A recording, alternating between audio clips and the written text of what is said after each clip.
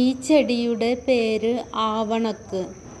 യാതൊരു പരിചരണവും കൂടാതെ റോഡരികിലും വിജനമായ സ്ഥലത്തും കാട് പിടിച്ച് വളരുന്നു. ഇത് ഒരു ഔഷധ സസ്യമാണ്. ഇതിൻ്റെ വിത്തിൽ നിന്നാണ് കാസ്റ്റർ ഓയിൽ എടുക്കുന്നത്.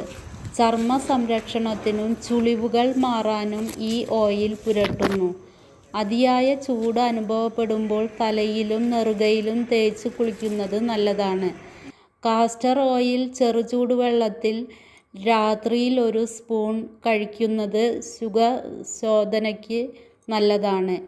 ഈ എണ്ണ ഒരു സ്റ്റിക്കി ഫോമിലാണ് കാണപ്പെടുക.